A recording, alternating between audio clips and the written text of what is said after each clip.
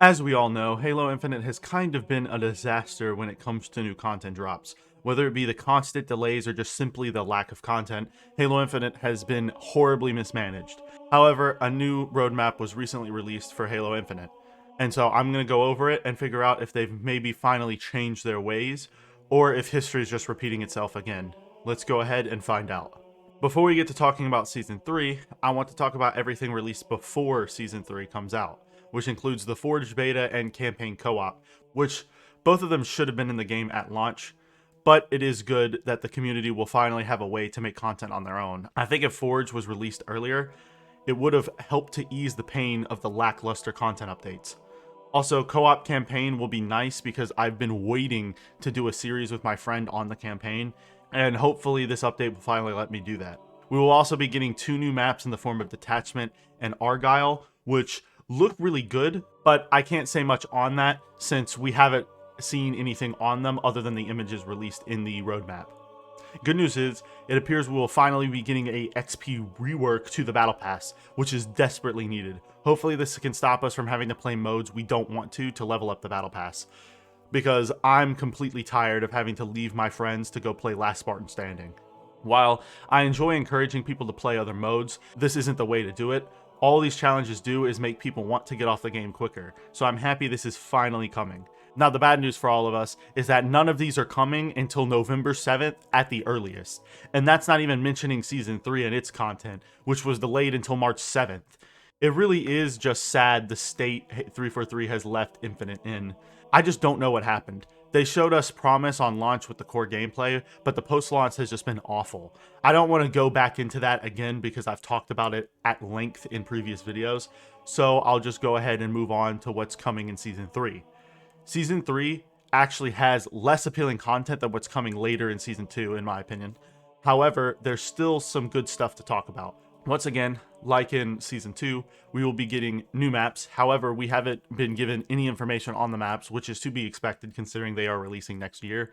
But where Season 3 mixes things up is with the addition of new guns and equipment, which hasn't been done yet in Infinite's history.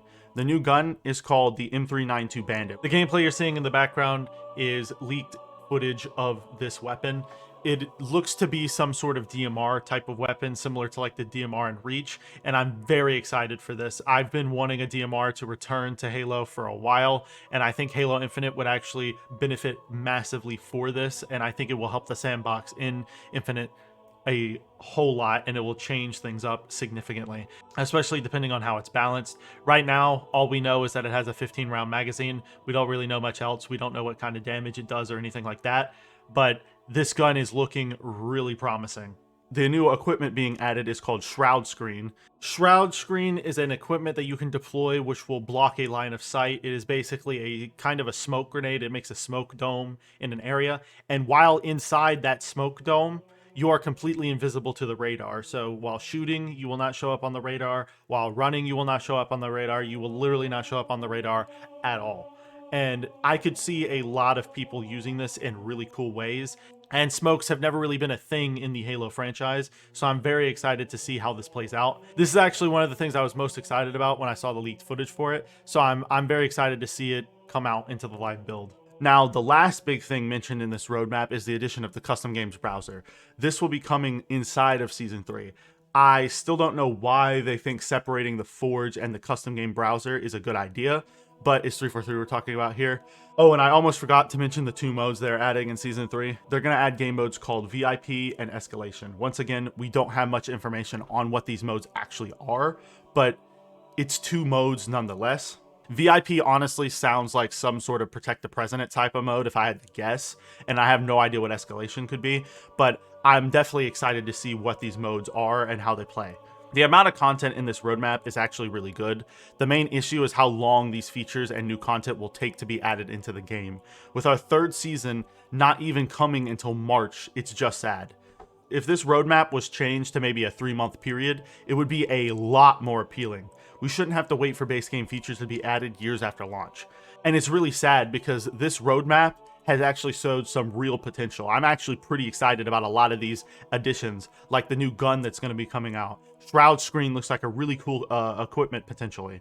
And the 2 new maps actually look really, really good, just based off the images we've gotten. Also, the addition of Forge is something that I've been waiting for a very long time, and I think that Forge, from what I've seen from the leaks, is going to be one of the best Forge modes we've ever gotten. I think it could hold up to Halo 5's Forge, which if it does, it's going to make custom games incredibly fun. But it's only being held back by the custom game browser, not even getting released until Season 3. And another thing that desperately needed to be changed was the XP2 battle passes, and so I'm very happy that that's coming as well. But all of these changes don't matter because they've put them off so far into the future. Like, by the time these come out, most people aren't even going to be playing Infinite anymore. I mean, I'm going to definitely go back into Infinite when these changes come out and play them because I really enjoy Infinite's core gameplay, and every time a new content update comes out, I'm down to go back and try it. But the general public will not come back to Infinite this long after launch. The general public who we had on launch with some of the highest player counts Halo had ever seen, most of those players are never going to come back to the game because of how long it's been since a content update. And for me personally, since I'm a Halo fan, the lack of content won't affect me as much as the average person. For the average person who doesn't enjoy Halo as much as I do, and someone who just plays Halo casually, or just hopped on Halo Infinite because it was a new free game at the time, they're not going to want to come back to this game just because they added the XP rework to battle passes so they can actually grind their battle pass in a decent amount of time. Or they're not going to care about 2 maps getting added to the game. They're only going to care if a massive content drop happens, which I think Forge has the potential to bring some of those players back just for the fact that custom games has the potential.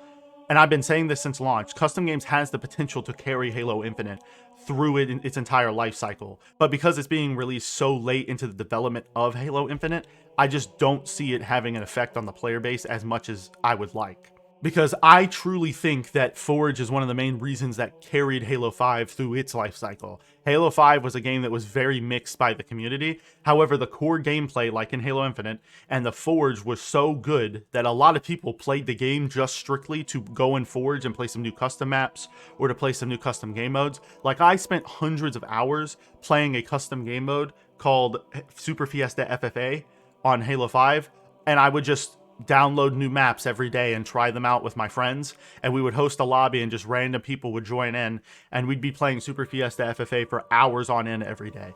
And that was some of the most fun I've had at Halo 5. And so if Halo Infinite can capture that magic, I probably will put hundreds of hours into the game, even though the main game doesn't have any content. And that's what I mean by Forge has the potential to carry the game because it allows the community to make content for the game while they're struggling to get their content out. Not to mention, Halo Infinite can start doing what Halo 5 did, which is they can start adding maps from the community into the main playlist of the game. So this opens up the door to a ton of content for you to play by just them adding the Forge mode, which is why I think Forge mode in custom browser needs to be their main priority, and I don't think they've been considering it a main priority. And it's really quite disappointing because I think if these were added, it could actually help to carry the game. Anyways, I'm really tired of talking about Halo Infinite, so you probably won't see me talk about it over the next couple months unless like a major change happens or a major update happens. I'm going to try to stop talking about Infinite because I'm just tired of talking about it. It's frustrating to even think about. Thank you guys so much for the support recently. You guys have been loving the Halo videos recently, and it really does mean a lot. And if you're enjoying the content, please consider subscribing because it helps me out a lot. Or if I haven't fully convinced you on the sub yet, you could go and check out this video where I talk about the death of the Halo franchise as a whole. And I'll see you next time, friends. Peace.